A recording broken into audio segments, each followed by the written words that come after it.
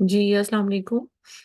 जी start करते हैं हम। आपको एक अकाउंट दिखा रही हूँ जिसमें माइनर सी वॉयलेशन है, उसको भी रिमूव करने का तरीका आपको बताऊंगी, प्लस उसके साथ एक प्रोडक्ट कस्टमर कंप्लेन जो है वो किस तरह से रिमूव करनी है उसके बारे में हम डिटेल में आज गाइड करेंगे आपको। अब सबसे पहले आप देखो कि ये अकाउंट है, एक्टिव है अकाउंट, अकाउंट डीएक्टिवेटेड नहीं है, लेकिन एक्टिवेटेड अकाउंट्स में कुछ इश्यूज आ जाते हैं।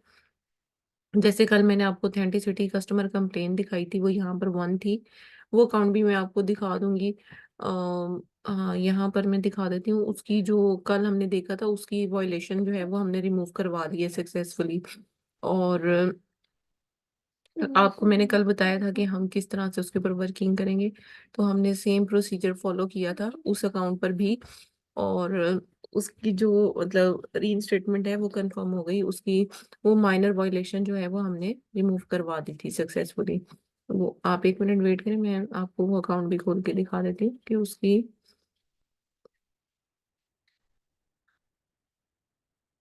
वो यूए का अकाउंट था और हमने उस अकाउंट की जो है वो सक्सेसफुली रिमूव करवा दी। ये अकाउंट कल हमने देखा था। इस अकाउंट में अकाउंट हेल्थ पर अगर हम जाते हैं तो ये देखें, ये कल वाला अकाउंट ही है। और इसकी ऑथेंटिसिटी कस्टमर कंप्लेन जो है वो हमने सक्सेसफुली रिमूव करवा दी है। और जो आज अकाउंट हम देखने जा रहे हैं वो ये वाला है। और इस अकाउंट में क्योंकि ये भी एक्टिव अकाउंट है और इसमें कोई इशू नहीं है, लेकिन एक छोटी सी पॉलिसी वॉयलेशन है। इसको मैं आपको बताऊंगी कि हम इस वॉयलेशन को किस तरह से रिमूव करेंगे। प्लस आज हमने प्रोडक्ट कंडीशन कस्टमर कंप्लेन देखनी है कि वो उसको हम किस तरह से रिमूव कर सकते हैं। ये वाला पोर्शन हमें देखना है। तो सबसे पहले मैं व्यू ऑल पर क्लिक करती हूँ और जो वन वॉयलेशन है इसको मैं रिमूव करना आपको सिखाती हूँ। अब ये है violation of Amazon market place fair pricing policy. इसमें प्राइस का इशू है जिसकी वजह से अमेजोन ने इसकी जो लिस्टिंग है उसको रिमूव किया है। यानी कि अमेजोन कह रहा है कि आपको फेयर प्राइसिंग पॉलिसी फॉलो करनी है, जिसके मुताबिक आप अगर प्राइस किसी भी प्रोडक्ट की जो है वो मिसलीडिंग नहीं होनी चाहिए, जिससे कस्टमर जो है उसको हार्म करें आप। यानी कि समटाइम ये होता है कि आप प्रोडक्ट जो है वो $10 की लगा देते हो और उसके साथ शिपिंग जो है वो $15 की चार्ज कर रहे होते हो। तो वो मिसलीडिंग प्राइस है, क्योंकि कस्टमर को वो शिपिंग कॉस्ट अक्सर नजर नहीं आ रही होती। जब वो अपने कार्ड के थ्रू पेमेंट करने लगता है तब उसके $25 उस प्रोडक्ट के लिए कट जाते हैं। तो अमेजोन कहता है कि प्राइस को जब भी किसी भी प्रोडक्ट की आप मतलब सेट करें तो वो मतलब हायर नहीं होनी चाहिए अदर सेलर से, या लोअर नहीं होनी चाहिए अदर सेलर से। और अगर आप मल्टीपल यूनिट्स एक ही प्रोडक्ट के सेल करते हैं तो पर यूनिट जो आपकी प्राइस है वो सेम रहनी चाहिए। ऐसा नहीं है कि आप सेम प्रोडक्ट का सिंगल पीस जो है वो सस्ता दे रहे हो या महंगा दे रहे हो, और अगर कोई ज्यादा बल्क में बाय करे आपसे तो आप उसे सस्ता दे रहे हो। हर पीस की प्राइस जो है वो सेम रहनी चाहिए। और आपको जो शिपिंग फी है वो बहुत एक्सेसिव आप सेट नहीं कर सकते। और अमेजोन कहते हैं कि आपको जो हैंडलिंग चार्जेस हैं वो रीजनेबल लेने हैं, कैरियर रेट्स आपने रीजनेबल लेने हैं। और अगर आप ये चीजें फॉलो नहीं करते तो अमेजोन आपको फेयर प्राइसिंग पॉलिसी के अगेंस्ट जो है वो वायलेशन भेजेगा अकाउंट पर। तो ये कोई बहुत मेजर वायलेशन नहीं है, इसको इजीली रिमूव किया जा सकता है। जस्ट आप यहाँ पर प्राइस को अपडेट करेंगे तो प्राइस अपडेट करने से ही आपका ये इशू रिजॉल्व हो जाएगा। अब यहाँ पर मिनिमम और मैक्सिमम प्राइस आ रही होगी, आपने उसी हिसाब से अपनी प्राइसिंग जो है वो सेट करनी है। मिनिमम जो है वो 1759 आ रही है और मैक्सिमम 3999 आ रही है। और हम जो शिपिंग इसमें एक्स्ट्रा चार्ज करें, ये देखिए शिपिंग जो है वो 2999, और मतलब प्राइस प्लस शिपिंग, ये रिकमेंडेड प्राइस है, ठीक है। और जो मैक्सिमम प्राइस है वो 2899। अब जो मैक्सिमम प्राइस है वो कह रहे हैं कि 3999 तक होनी चाहिए, तो आप ये कम चार्ज करें बिजनेस प्राइस। तो एक्स्ट्रा लो प्राइस या एक्स्ट्रा हाई प्राइस, इन दोनों की वजह से ही प्रॉब्लम आ सकती है। आप देखो कि यहाँ पर लिखा है कि रेफरेंस प्राइसेस में refer to the featured offer, यानी कि बाय बॉक्स प्राइस है। और 60 days average selling price, highest 14 day price और the list price. Note that some listings may not have an applicable reference price. अब यहाँ पर देखें रेफरेंस प्राइस नहीं आ रही क्योंकि ये प्राइवेट लेबल की प्रोडक्ट है, इस वजह से कोई रेफरेंस प्राइस नहीं आ रही। अगर और सेलर भी इसको बेच रहे होते तो फिर यहाँ पर रेफरेंस प्राइस की बजाय यहाँ पर मतलब यहाँ पर दूसरे सेलर्स की प्राइस यहाँ पर आती। तो यहाँ पर अमेजोन कह रहा है कि आप शिपिंग ओवर चार्ज करें, जिसकी वजह से यहाँ पर प्रॉब्लम है। अब हमें क्या करना है, सिर्फ इसकी प्राइस को अपडेट करना है। अपडेट करने के बाद सेव करेंगे तो विद इन 15 मिनट्स ये वॉयलेशन अकाउंट से रिमूव हो जाएगी। ठीक है, तो ये तरीका कार है जो माइनर ये वाली वॉयलेशन है इसको रिमूव करने के लिए। अच्छा, अब हम डिस्कस करेंगे जो पॉलिसी कंप्लायंस का पोर्शन होता है अकाउंट हेल्थ में, ये वाला। ठीक है, इसको हम डिटेल में देखते हैं। इसमें प्रोडक्ट कस्टमर कंडीशन कंप्लेन है। अच्छा, ये जरूरी नहीं होता कि ये जो प्रोडक्ट कंडीशन कस्टमर कंप्लेन है ये सिर्फ मतलब एफबीएम ऑफर्स पर ही एप्लीकेबल है, ऐसा नहीं है। ये एफबीए और एफबीएम दोनों पर एप्लीकेबल है। अगर आप प्रोडक्ट को चाहे अपने वेयर हाउस से शिप करें चाहे अमेजोन के वेयर हाउस से शिप करवाएं, अगर प्रोडक्ट की कंडीशन में कोई प्रॉब्लम है और कस्टमर उसे कंप्लेन कर रहा है तो फिर जो है वो ये वॉयलेशन कंसीडर होगी, और ये वॉयलेशन बहुत जल्दी रिमूव हो जाती है अकाउंट से। अगर आपके पास प्रॉपर इनवॉइस है। अगर इनवॉइस नहीं है तो फिर आप इसको ऑटोमेटिक रिमूव सॉरी आप अपील के थ्रू रिमूव नहीं करवा सकते। फिर आप ये है कि 180 डेज का वेट करते हो और फिर जाकर ये प्रोडक्ट कंडीशन कस्टमर कंप्लेन जो है वो ऑटोमेटिक रिमूव हो जाती है।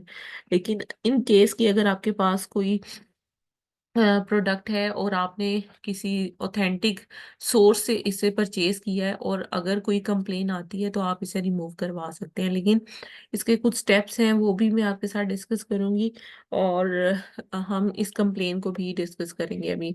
तो हम इसको कॉपी कर लेते हैं और इसको सेलर यूनिवर्सिटी पे जाकर सर्च करते हैं। ये सेलर यूनिवर्सिटी का पेज है, यहाँ पर हम इसका आर्टिकल सर्च करते हैं।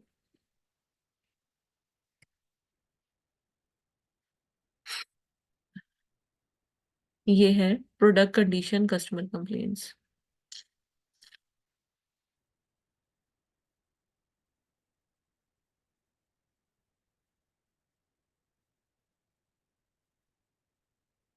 अच्छा, इसमें ये होता है कि जो प्रोडक्ट होती है वो एक्चुअल में मतलब होती ब्रांड की है, ओरिजिनल प्रोडक्ट होती है, कोई ऐसा जिसमें प्रॉब्लम नहीं होता।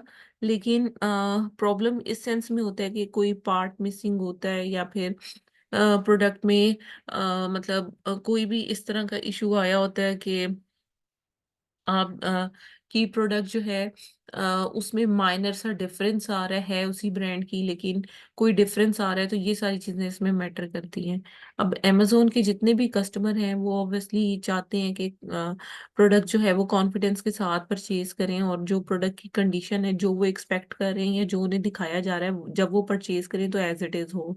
ठीक है, तो अकाउंट की हेल्थ को मेंटेन करने के लिए हमें कस्टमर कंप्लेंट्स को प्रिवेंट करना होता है। और मतलब ये कि किस तरह के इश्यूज आ सकते हैं इसमें हम वो देख लेते हैं। हाँ देखें, अब ये है कॉमन प्रोडक्ट कंडीशन इश्यूज क्या हो सकते हैं। जैसे मैं अभी आपको बताती थी कि कोई प्रोडक्ट जो है वो उसका कोई पार्ट मिसिंग है वो ब्रांड की, या फिर अगर कोई प्रोडक्ट ऐसी है जो वेल्डेड होनी चाहिए और वो रिवेटेड चली गई है। तो इस तरह के जो प्रॉब्लम्स हैं वो माइनर इश्यूज होते हैं इसके अंदर, और इसकी वजह से सिर्फ कंडीशन की कंप्लेन आती है, ऑथेंटिसिटी की कंप्लेन नहीं आती। अब देखो इसमें लिखा हुआ है कि या तो स्क्रैचेस हों उस प्रोडक्ट के ऊपर, तो तब जो है वो ये प्रॉब्लम आ सकती है अकाउंट पर। उसके बाद अगर आइटम जो है वो डर्टी हो या फिर उस पे कोई स्टेन लगा हुआ हो या फिर उसका बॉक्स जो है वो इस तरह से हो कि उसमें कोई प्रॉब्लम आ रही हो, तो ये सारी चीजें इसमें होती हैं। इसके अलावा अगर प्रोडक्ट का पैकेज जो है वो पहले ओपन किया गया हो तो वो भी कंडीशन की कंप्लेन होती है, क्योंकि आप न्यू प्रोडक्ट जो है वो आपको भेजनी चाहिए और आपने ओपन बॉक्स प्रोडक्ट आपने अगर भेजी है तो ये भी कंडीशन कंप्लेन में आएगी। इसके अलावा अगर कोई सील नहीं है या फिर सील अगर किसी प्रोडक्ट की ब्रोकन है तो वो भी इसी पोर्शन में आएगा। इसके अलावा अगर कोई कोई भी साइन है जिससे वो डैमेज प्रोडक्ट शो होती है या कोई मिसिंग पार्ट वाला पोर्शन सबसे ज्यादा जो है वो कंडीशन कस्टमर कंप्लेन में इंपॉर्टेंट होता है, यही ज्यादातर जो है वो आ रहा होता है। अच्छा, इसके बाद आइटम जो है वो वर्क ही नहीं कर रही है। अगर उन्होंने आपने भेजी है प्रोडक्ट और उन्होंने चला कर देखी है और वो चल ही नहीं रही, तो ये भी कंडीशन कस्टमर कंप्लेन है। इसके अलावा रॉन्ग आइटम भेज दिया आपने, अगर किसी ने ब्लू कलर मंगवाया था तो आपने रेड अगर भेज दिया है तो वो रॉन्ग आइटम कंसीडर होगी। साइज, कलर या स्टाइल, इसमें से भी डिपेंड कर रहा होता है कि अगर आपने रॉन्ग भेज दिया है। इसके अलावा लैंग्वेज अगर डिफरेंट चली गई है, अगर कोई भी प्रोडक्ट है उसका कोई मॉडल या एडिशन डिफरेंट चला गया है, तो ये भी कस्टमर कंप्लेन जो है वो उसका बाइस बन सकती है।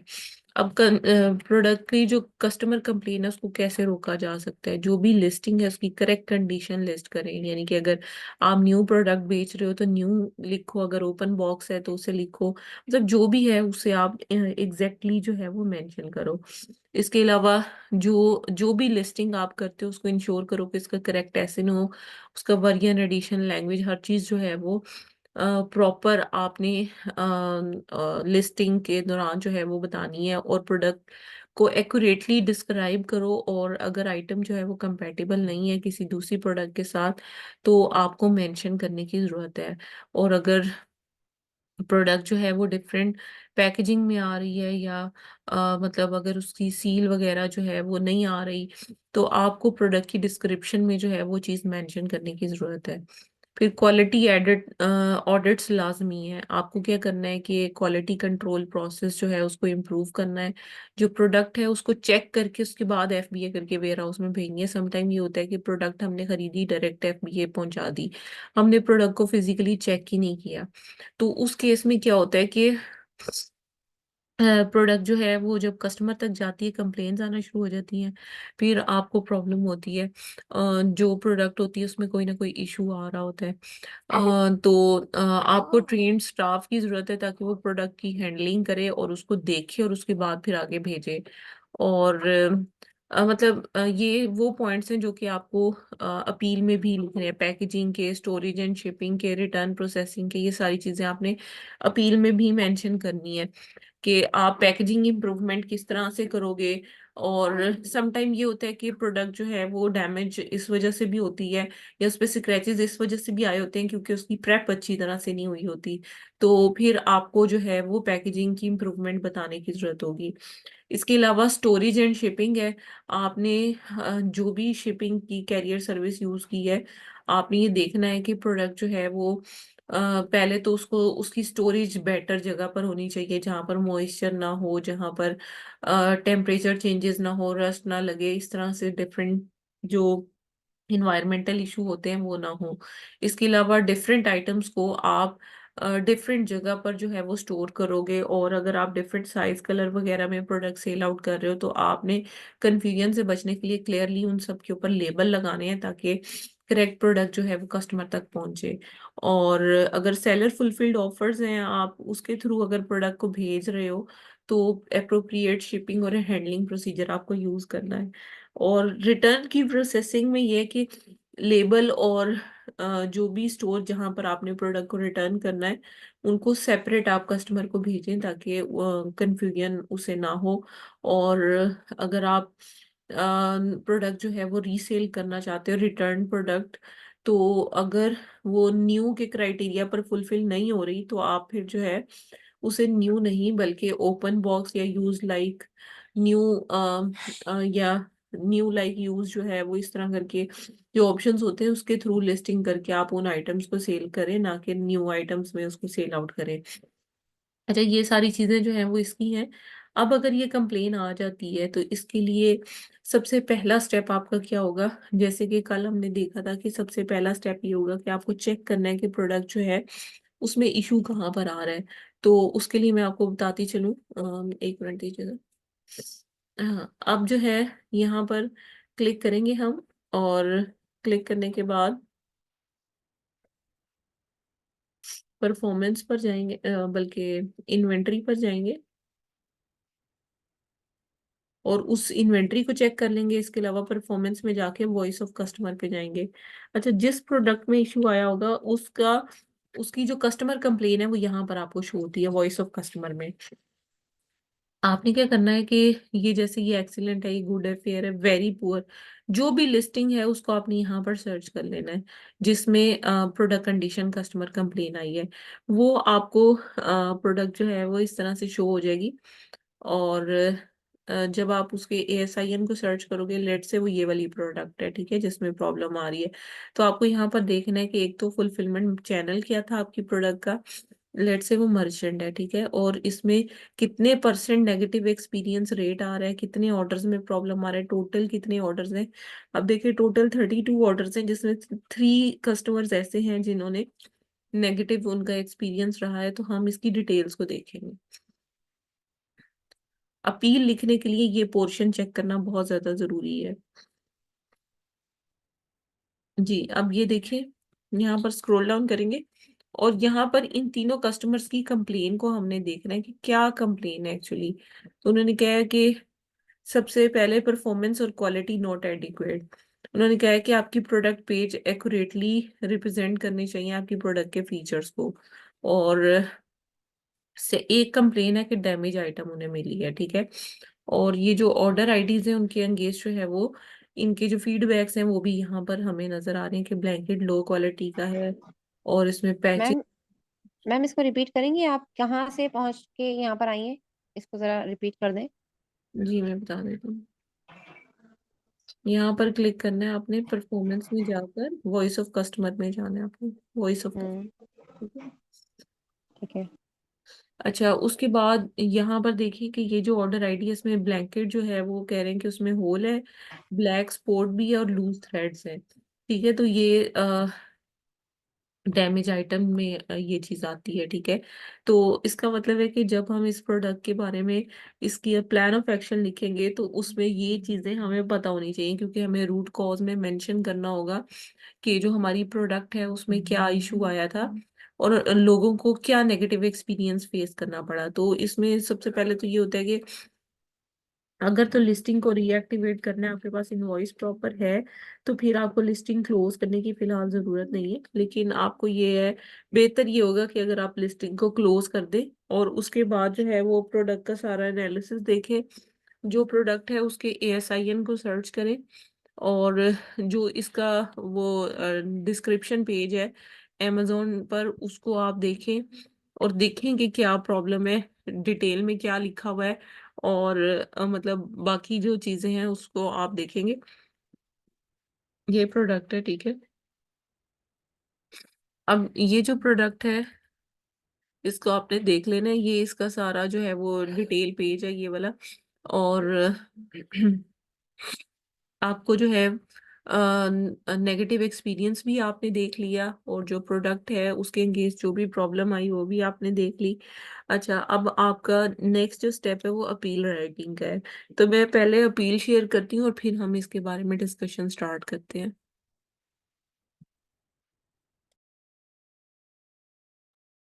जी कंटिन्यू करते हैं। इसमें आपको बताती चलूं कि जब हम अपील इसकी लिखेंगे ना, तो उसको हमने किस तरह से इन डिटेल लिखना है वो मैं आपको डिटेल में गाइड करती हूँ। सबसे पहले तो आपको क्या करना है कि अमेजोन को बताना है कि जो प्रोडक्ट है उसमें इशू क्या है। सबसे पहले तो आपको रूट कॉज मेंशन करने की जरूरत है। रूट कॉज में आप ये बताओगे कि कस्टमर ने जो है या बायर ने जो है वो कंप्लेन की है कि जो आइटम है जो उसने ऑर्डर की है उसमें कंडीशन का इशू है, ठीक है। और आप इसमें बताओगे अमेजोन को कि आपने अमेजोन की सारी रिपोर्ट्स, कस्टमर फीडबैक और ये जो हमने वॉइस ऑफ कस्टमर का पोर्शन है ये हमने देखा, तो हमें पता चला कि कस्टमर को जो है इस प्रोडक्ट में इशू आ रहा है। तो सबसे पहले आप उस ASIN को लिखोगे कि इस ASIN के अंगेंस्ट जो है वो कंप्लेन आई है। और आप बताओगे कि जो कंप्लेन है वो क्या है। हम इसी के अकॉर्डिंग अगर देखें, ये जो अकाउंट आपको मैंने दिखाया है इसी के अकॉर्डिंग अगर हम देखें तो एक इशू है कि प्रोडक्ट के फीचर जो हैं वो लिस्टिंग में एज इट इज जो है वो डिस्क्राइब नहीं है। और उसके बाद सेकंड जो है वो डैमेज आइटम का पोर्शन आ रहा है कि प्रोडक्ट जो है वो सही नहीं मिली, डैमेज मिली है, ठीक है। तो उसके बाद ये चीज हमने लिखने के बाद जो प्रोडक्ट की ये वाली डिटेल है यहाँ से वो हमने उठानी है, ठीक है। ये material, colour, brand, special feature, style, और ये जो अबाउट दिस आइटम है, ये पूरे का पूरा आइटम का कॉपी करके आपने वहां पर पेस्ट करना है। पेस्ट करने के बाद आपने ये बताना है कि ये जो आइटम है ये आप कहाँ से परचेज कर रहे हैं, क्या सोर्सिंग है आपकी, ये सारी चीज़ आपने एक्सप्लेन करनी है। और आपने बताना है, अगर तो आप सप्लायर से ले रहे हो प्रोडक्ट, तो फिर आपने बताना है कि प्रोडक्ट जो है वो सप्लायर से लेने के बाद आपने उसे चेक किया था फिजिकली, और अगर फिजिकली चेक नहीं किया तो क्यों नहीं किया, और अगर प्रोडक्ट आपने डायरेक्ट एफबीए की थी तो क्वालिटी एश्योरेंस आपने क्यों नहीं की प्रोडक्ट की, ठीक है। ये चीज़ आपको मेंशन करने की ज़रूरत है। और जैसे डैमेज है अगर प्रोडक्ट, तो ऑब्वियसली आपने उसको चेक नहीं किया होगा, तो डायरेक्टली आपने एफबीए कर दी होगी प्रोडक्ट, जिसकी वजह से प्रॉब्लम आ रही है। फिर आप बताओगे, अच्छा ओन करनी है फुल रिस्पॉन्सिबिलिटी। उसके बाद जो एएसआई है आपने बताना है कि मैंने उसको फौरी तौर पे क्लोज कर दिया इन्वेंट्री को, और आपने कर भी देना है, पहले आपने क्लोज करना है, उसके बाद आपने ये पॉइंट इसमें मेंशन कर देना है, और आपने कहना है कि जो इन्वेंट्री एफबीए में पड़ी हुई है उसका मैंने रिमूवल ऑर्डर क्रिएट कर दिया है। और आपने रिमूवल ऑर्डर उसका क्रिएट करना है, वो मैं आपको बता देती हूँ आपने कैसे करना है रिमूवल ऑर्डर क्रिएट। जैसे ये वाली प्रोडक्ट है, इसका एएसआईएन यहाँ से कॉपी कर लेते हैं। और आपने ये जो प्रोडक्ट है, इस प्रोडक्ट की इन्वेंट्री को जो है ओपन करना है। अगर एफबीए में हुई तो ये शो होगी, अदरवाइज नहीं शो होगी। तो मैनेज ऑल इन्वेंट्री पर क्लिक करना है। जैसे ये लिस्टिंग क्लोज कर चुके हैं, शायद अपना हो अवेलेबल, ठीक है, ये सर्च कर लेना। अब देखिए, अभी इसके अवेलेबल यूनिट 0 हैं, लेकिन अगर इसके अवेलेबल यूनिट्स होते और ये प्रोडक्ट अगर एफपी होती, क्योंकि ये तो एफपीएम है, तो आपने क्या करना था, यहाँ पर क्लिक करके और यहाँ पर क्लिक करके, और ये अभी तो वो कह रहे हैं कि इसको आप चेंज कर लें या डिलीट कर देंगे, वो यहाँ पर क्रिएट रिमूवल ऑर्डर का ऑप्शन आना था, आपने उस पर क्लिक करके अपना शिपिंग एड्रेस देकर इसका रिमूवल ऑर्डर क्रिएट कर लेना था। मैं अभी आपको कोई एक ऐसी आइटम दिखा देती हूँ जिस पर जो कि एफबीए की हो, और उसका रिमूवल ऑर्डर क्रिएट करना बता देती हूँ। जैसे ये वाली प्रोडक्ट है, ये इसके 2 यूनिट्स हैं एफबीए में। तो यहाँ पर आपने क्लिक करना है, यहाँ पर चेक करना है बॉक्स को, और चेक करने के बाद यहाँ पर देखिए अब आ रहा है आपके पास क्रिएट रिमूवल ऑर्डर, यहाँ पर आपने क्लिक करना है। अच्छा, क्लिक करने के बाद यस कंटिन्यू पर आपने क्लिक करना है, ठीक है।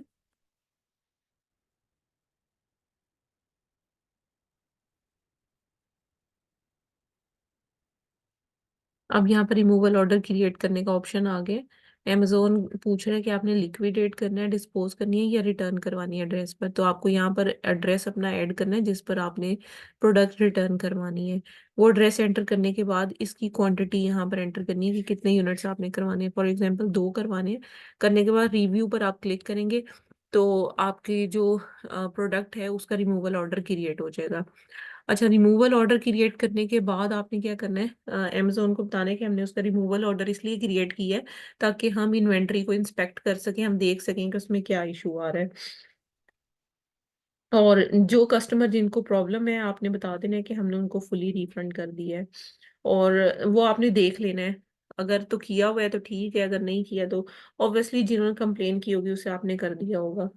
उसके बाद आपने जो है बताना है कि हम प्रोडक्ट को अब क्लोजली मॉनिटर करेंगे, और जितनी भी अंडर परफॉर्मिंग लिस्टिंग है उनको क्लोज कर देंगे, और जो सप्लायर है उससे इमीडिएटली कॉन्ट्रैक्ट जो है उसे हम डिसकंटिन्यू कर देंगे। उसके बाद जो अभी पॉइंट्स हमने देखे थे, जो क्वालिटी कंट्रोल इम्प्रूवमेंट, क्योंकि इसमें क्वालिटी का इशू आ रहा है तो हमने इसलिए क्वालिटी कंट्रोल का कर दिया। अदरवाइज ये जो पॉइंट्स हमने यहाँ पर अभी डिस्कस किए थे, पैकेजिंग के, स्टोरेज एंड शिपिंग के, रिटर्न प्रोसेसिंग के, ये सारे पॉइंट्स में से आपने देखना है जो भी इशू हुआ, अगर पैकेजिंग का इशू है तो पैकेजिंग वाले पॉइंट्स, यानी कि जो भी इशू हुआ उसके पॉइंट्स यहाँ से आपने कॉपी करके अपील में जो है वो एंटर करने हैं, ठीक है। एंटर करने के बाद फिर आप बता दोगे कि हम फुली रिस्पॉन्सिबिलिटी लेते हैं, और हम जो है वो कस्टमर को ऑलरेडी रिफंड कर चुके हैं, और हम ये चाहते हैं कि हमारी जो मिस्टेक है, हाँ, उसको ऑब्वियसली अमेजोन ने आइडेंटिफाई किया, हम उसको नेक्स्ट टाइम जो है फ्यूचर में सिमिलर इशू या सिमिलर कंप्लेन को जो है वो प्रिवेंट करेंगे और अपना जो प्रोसेसिंग है उसमें इम्प्रूवमेंट लेकर आएंगे। और फिर आप जो है वो ASIN जो जिस पे डीएक्टिवेशन आई होगी उसकी इनवॉइस आपने साथ में अटैच कर देनी है, तो आपके अकाउंट से ये वॉयलेशन फौरी तौर पे रिमूव हो जाएगी। अच्छा, उसमें ये है कि अगर आप इंस्पेक्ट कर लेते हो प्रोडक्ट को और सारा कुछ मतलब आपका ओके हो जाता है, उसके बाद अगर आप इस प्रोडक्ट की रीसेलिंग करना चाहते हो तो आप कर सकते हो। लेकिन उसके लिए वही है कि आपने प्रोडक्ट की इंस्पेक्शन करनी है, सारा कुछ देखने के बाद आपने देखना है कि क्या जो है प्रोडक्ट अब अप टू द मार्क हो गई है, अब कोई इशू तो नहीं रह गया। फिर आप प्रोडक्ट को रीलिस्ट करके आप कर सकते हो, मतलब प्रोडक्ट को सेल आउट कर सकते हो। लेकिन अगर प्रोडक्ट जो है उसमें इशू आ रहा है और सप्लायर वो आप उसी से ही बाद में भी सोर्सिंग करना चाह रहे हो, तो फिर आप को सजेस्ट ये करेंगे कि आप फिर उस प्रोडक्ट को जो है वो रहने दें, मतलब आगे उसकी सेलिंग को डिसकंटिन्यू कर दें। लेकिन अगर आपको सप्लायर कोई और मिल जाता है या फिर आप डायरेक्ट ब्रांड से खरीदते हो, फिर आप उस प्रोडक्ट को रीलिस्ट कर सकते हो। अब आपके जो भी क्वेश्चंस है इस टॉपिक से रिगार्डिंग वो आप वन बाय वन